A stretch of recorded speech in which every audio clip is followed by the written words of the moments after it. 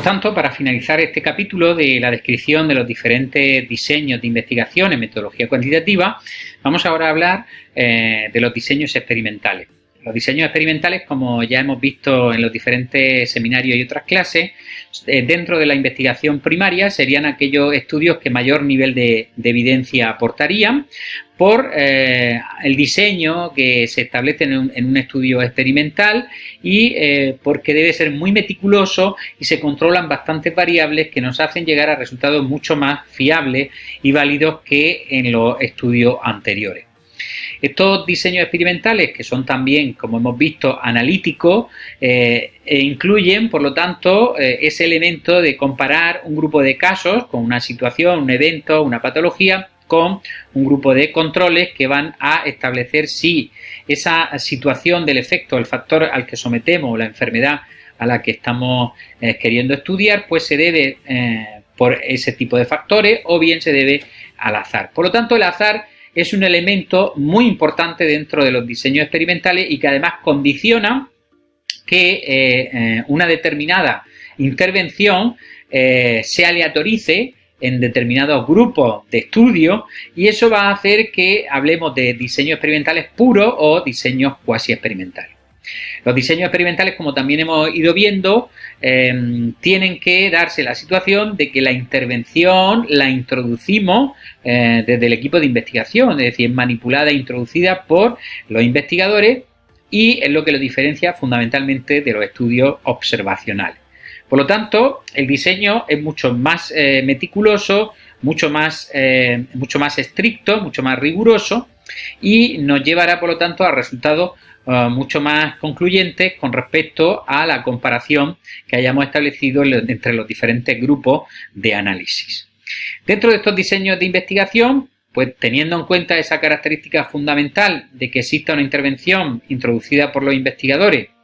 y de que se dé la circunstancia de que haya una aleatorización y un enmascaramiento, pues tendremos estos tres tipos de diseños experimentales, ¿no? Lo que llamaríamos un ensayo clínico aleatorizado, que es por definición el diseño experimental que mayor nivel de evidencia aporta. Los ensayos comunitarios, que la diferencia estaría fundamentalmente en que exista o no una aleatorización y por lo tanto en el caso de los ensayos comunitarios la intervención no se puede aleatorizar por las características de la propia intervención, si es por ejemplo un programa educativo, si es un determinado ejercicio o movimiento que tienen que realizar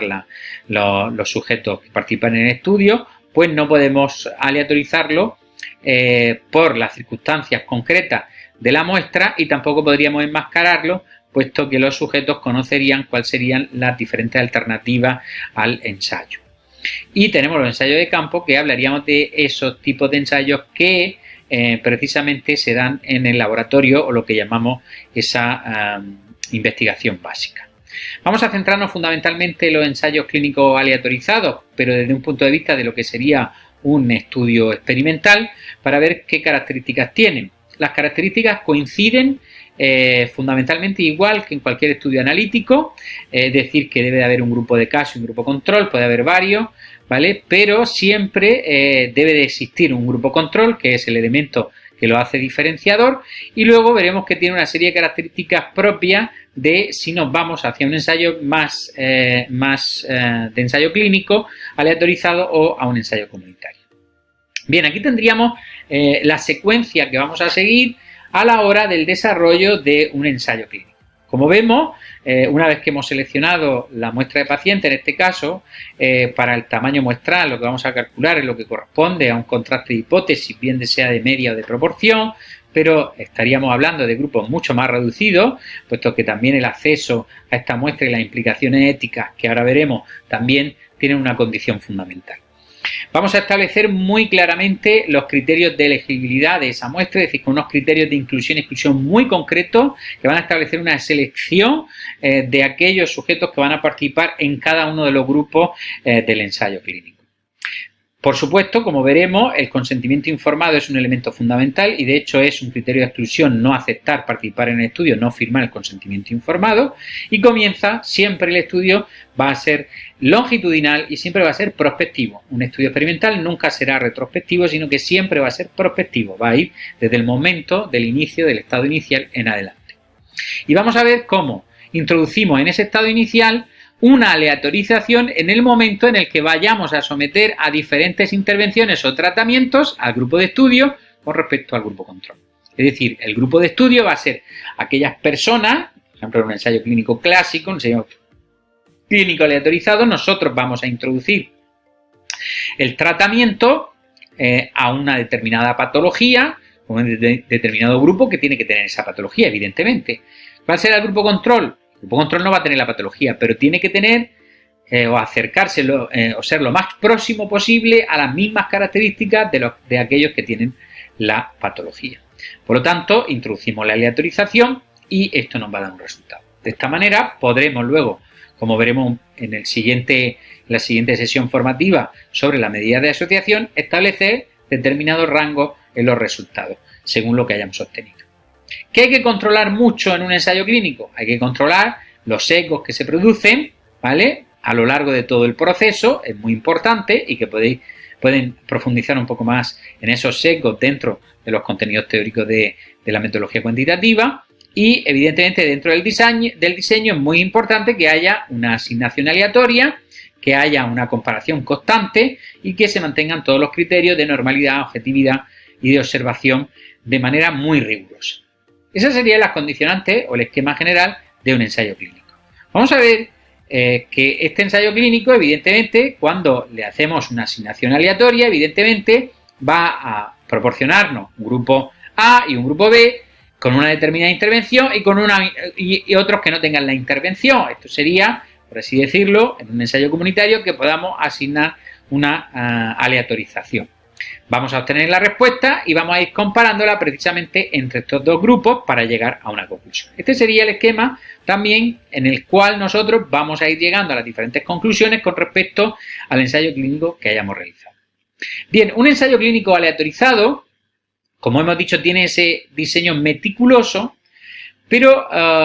está dividido en diferentes fases que van asegurando que no cometemos ninguna situación que pueda poner en riesgo a los participantes en el estudio. Porque estamos introduciendo unas intervenciones que puedan ser en un momento determinado agresivas, que puedan provocar un daño y por lo tanto debemos de asegurarnos que cuando se proporciona el fármaco o determinados productos sanitarios a un sujeto de estudio, a un sujeto humano, evidentemente, pues lleguemos con las mayores posibilidades de garantía de que va a ser lo menos tóxico o lo menos perjudicial. Por eso los ensayos clínicos van a estar divididos en 4 grandes fases. Una primera fase que es la que va a desarrollarse solamente en voluntarios sanos o animales para ver la cinética y la toxicidad del tratamiento, del fármaco, del producto sanitario. Una fase 2 que vamos a ver cómo va evolucionando es la dosis terapéutica realmente del fármaco, es decir, que lo que vamos a introducir es cómo podemos ir subiendo, bajando la dosis para que sea eficaz para el tratamiento de una determinada patología o un determinado evento. La fase 3 que va a hacer una evaluación completa terapéutica de lo que sería el fármaco, el producto sanitario. Y la fase 4 que sería una vez que ya se ha comercializado el fármaco porque ya ha sido probado en animales y voluntarios sanos y ya se ha desarrollado esa fase en la que hemos introducido a sujetos con una patología determinada y se ha desarrollado la eficacia y seguridad del fármaco, vamos a ver cómo eso progresa a lo largo del tiempo y cuál es la seguridad, es decir, el grado de toxicidad que puede tener a lo largo del tiempo el fármaco o el producto sanitario. ¿Qué hay que tener en cuenta, por tanto, en un ensayo clínico? Por el riesgo en el cual podemos estar poniendo a nuestros sujetos de estudio. Pues evidentemente tiene que pasar lo que llamamos un comité de ética de investigación clínica que debe de evaluar éticamente y metodológicamente el ensayo clínico para evitar que haya vulneraciones de los derechos de los usuarios y se ponga en riesgo Imaginemos, por ejemplo, que vamos a poner en marcha un fármaco nuevo para el tratamiento de la enfermedad pulmonar obstructiva crónica y que para llevar a cabo este estudio, este nuevo fármaco sea efectivo o no, le tenemos que quitar el broncodilatador al que tiene un EPOC. Pues claro que sucede que al quitarle el broncodilatador vamos a generar el mayor daño por mucho que queramos demostrar el nuevo fármaco. Por lo tanto, en estas situaciones el comité de ética debe de evaluar si existen esos riesgos. Tiene que haber un consentimiento expreso y firmado por escrito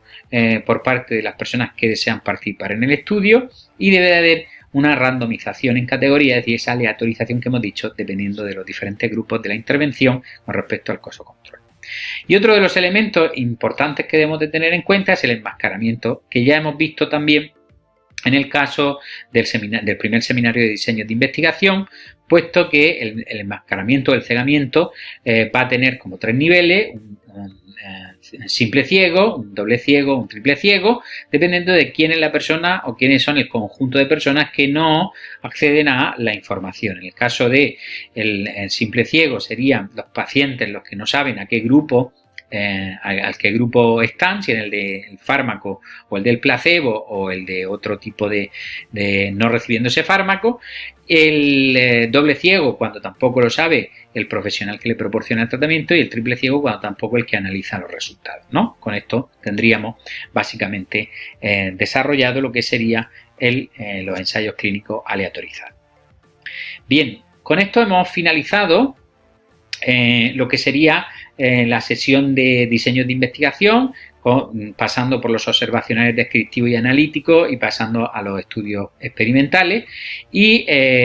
vamos a ir avanzando en todas esas fases que al inicio de la sesión de diseño de investigación les comentaba dentro de la metodología de investigación cuantitativa. El ámbito de estudio, es decir, su población, lo que sería la muestra, el muestreo y además cómo vamos a ir viendo el tamaño muestral, cómo se definen las variables en investigación cuantitativa, cuáles serían las diferentes técnicas de recogida de datos y también veremos cuáles son las diferentes medidas de asociación dentro del análisis de estos datos cuantitativos.